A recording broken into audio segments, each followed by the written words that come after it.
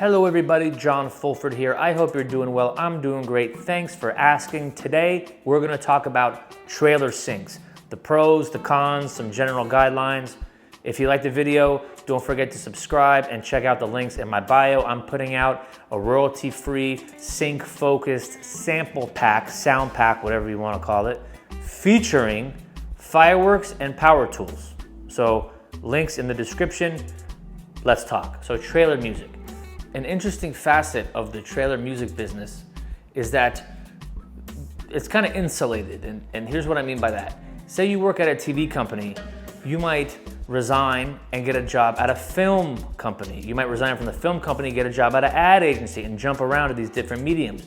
Trailer music executives usually stay in trailer music. There's a few companies that deal with, putting music to trailers, music supervision companies for trailers, and those executives generally tend to stay within that ecosystem. They don't really go from the trailer company to a TV network to an ad agency back to the trailer company. They go from trailer company to trailer company. They get promoted here, they go there, boom, boom, boom, like that. So it's its own separate ecosystem. And up until recently, they had their own award show. I believe, I could be wrong, I'm sure you could let me know in the comments. I believe that award show, the Key Art Awards, was kind of absorbed into the Clio Awards.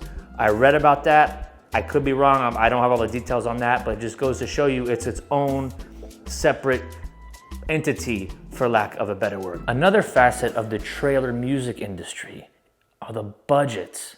The budgets historically have been very lucrative, especially compared with other types of music licensing. Why is that? It's a rule of thumb that if a film costs $100 million to produce, it's gonna cost another $100 million to market. The marketing budget is usually the same as the production budget.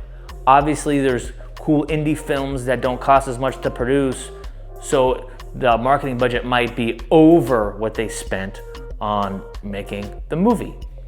So the marketing budget and the production budget are different.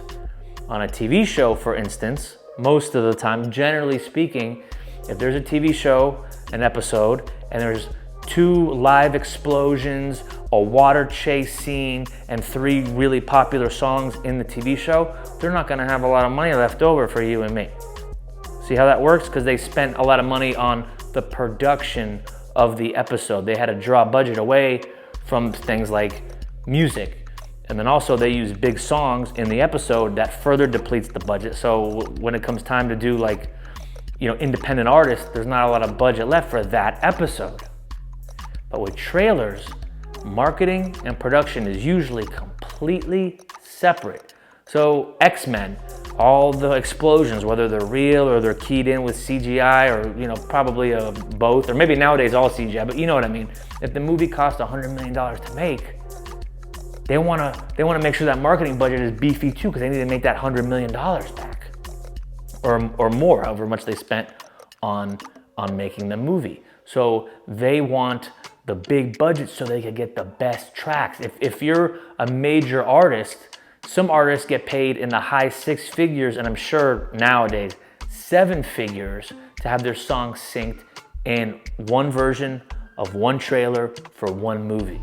Like if you're a chart-topping artist, you're probably getting 7 figures for a license for that trailer.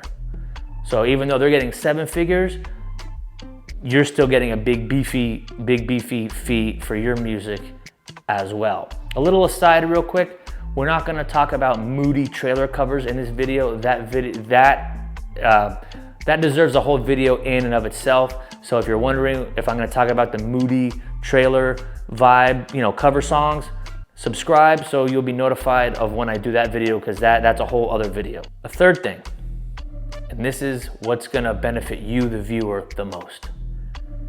There's so much money at stake when marketing these films. The trailer companies usually, generally speaking, are gonna go with the song that fits the best. They don't really care about the backstory of the artist. They need to get the best music possible for that trailer. Conversely, think about the ad industry. The ad industry is all about branding and, for lack of a better phrase, being cool.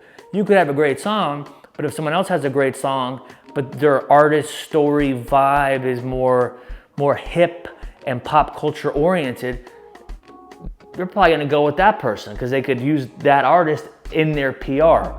For instance, Brand uses a song by this person for their new campaign. This person, this artist, boom, boom, boom, and it's very PR driven because it's a brand. But if it's X-Men or John Wick, they already have their PR. It's John Wick, it's X-Men. So their PR is taken care of because they have actors and actresses and they have their PR handled, but they need the best music. So if you're not very cool like me, like I'm not pop culture oriented, I farm worms as a hobby. I have a small hobby worm farm as a hobby, okay? So if I was starting out as a new artist, I wouldn't try to do music for brands. I'd try to do music for trailers, because as long as the music is good, and it's obviously, and if it's licensable and if you have your paperwork on point, all the artistry and that stuff is second fiddle. Now let's talk about a potential roadblock for you to get your music into trailers. Since trailer music historically has been very well paying, and since they don't care as much about artist branding, the bar for trailer music is extremely high. So your music has to be very, very good in terms of sound design, engineering, orchestration, arrangement. Some of these trailer libraries for their trailer albums hire live orchestras to do the orchestra on a constant and consistent basis. And there's whole orchestras. I'm sure there's a few, but there's one in like Bulgaria comes to mind that is for hire for these trailer companies to use. But like I was saying, all the trailer company cares about is if the music is good for that trailer. So it doesn't matter if someone has a live orchestra if your synth orchestra fits the trailer better. But I'm just using a live orchestra to illustrate the bar is very high. Trailer libraries are not afraid to spend money if it means their production value will increase. So if you want to start doing trailer music, I think you should start with ethnic themed cues. And why is that? It's because the supply of trailer music is constantly growing, but the supply of ethnic themed trailer music isn't growing as fast as just the general trailer music. Put yourself in the shoes of a trailer music supervisor and they need some random hybrid instrumental trailer cue that's great. And they type that into their search engine that they use. They're gonna get a staggering amount of results. But if they need an Arabic themed trailer cue, a Russian themed trailer cue, or a Persian themed trailer cue, they're not gonna get nearly as many results. And also, you could do an alt mix of the cue without the ethnic instruments and you still get a really great instrumental trailer cue. So if I was gonna start doing trailer music, I would focus on world themed music. Go figure, I have my library World Pop through APM. I'm very hype on world music, foreign language music. World music themed, ethnic themed trailer music is in less demand, but it's in a lot less supply. People don't search for it all the time, but when they do, they need it. Okay, everybody, I hope you liked the video. Like, share, subscribe, email me, musiclicensingpodcast@gmail.com, and I'll see you next time.